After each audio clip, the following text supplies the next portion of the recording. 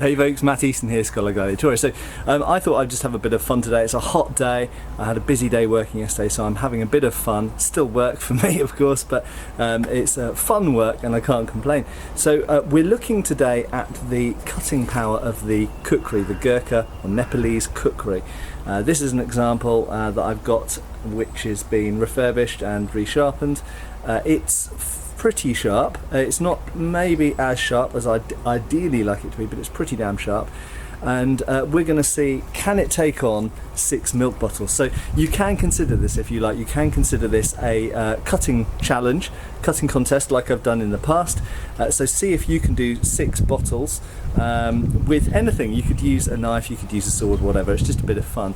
But we're going to look at the cutting power of the kukri and see what it can deal out and see if it can take 6 bottles in one cut. So let's have a little go. I honestly don't know. I've never tried 6 bottles with something of this size before, so we'll see what happens. It might not work.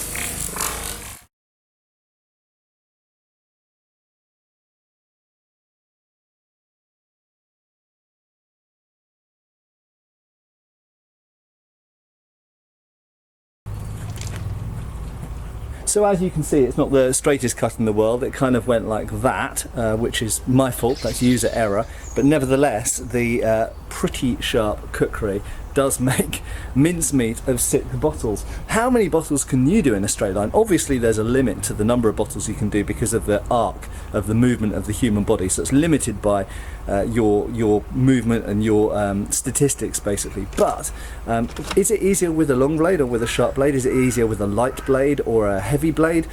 I don't know. I haven't tried this against this many bottles before, so go and give that a try and maybe post your videos in the comments below here, and let's see what your efforts are like. I'd be very interested to see those.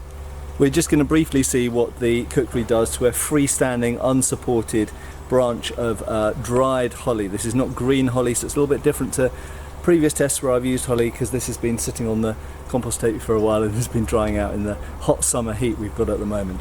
But anyway, let's see what it does. Gotta say, that actually went, it actually hit a knot, so it's got a knot on this side. But it went probably about 60% of the way through, which is better than I thought it would do. Again, I don't know if you can see that, it's definitely more than 50%, it's about 60% of the way through again. Give it another try.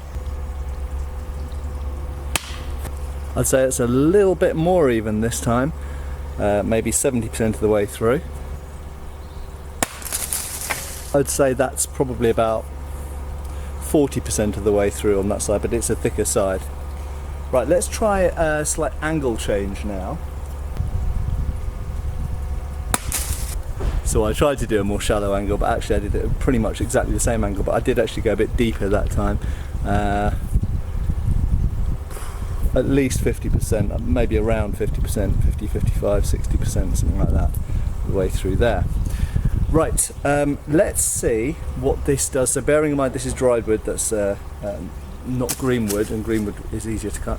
Let's have a little look at what it does on a much thicker oak branch that is also dried, just to see how deep it cuts. So this is dried oak, it's been dried for weeks now.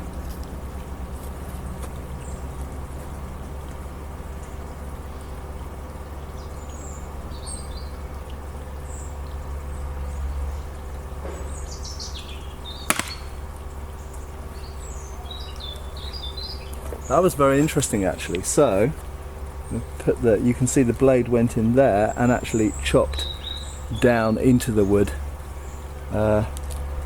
obliquely down there. Interesting cut.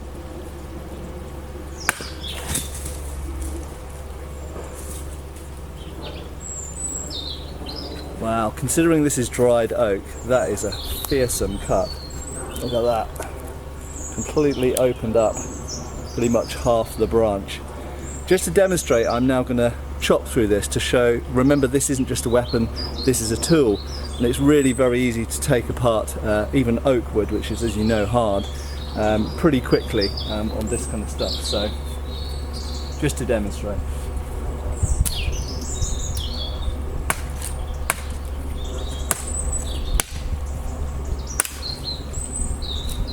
That's how quick and easy it is. See how clean those cuts are at the end. With a kukri that's sharp enough to cut through water bottles. Fearsome blade. I'll just do one final cut on this supported. Obviously, be very, very careful when you're doing this kind of thing if you try this at home.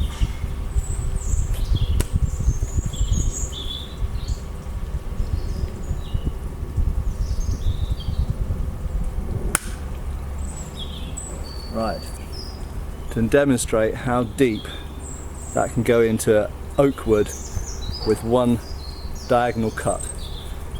More than half the way through.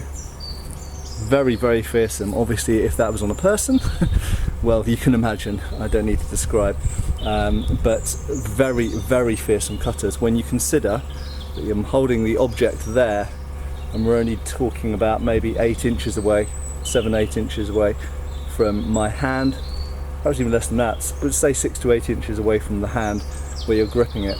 So it's only slightly more than punching distance, so you don't have an enormous amount of leverage or acceleration, but because of the angulation of the blade and the mass of the blade and the geometry of the blade, these are fearsome cutters. And just to reiterate, this is an original old antique one that's in very solid and tough condition, hasn't suffered from this at all. I'm relatively careful, I'm not putting maximum force in when I'm doing these, but this is probably 100 years old at least, I would think. It's probably World War I, that kind of time, might be 20s, 30s, but maybe that kind of date, and completely solid, as sound and structurally sound and solid as the day it was made, and fearsome cutters. I'm just going to do one more cut on the other side so you can see the effects of the final cut on that.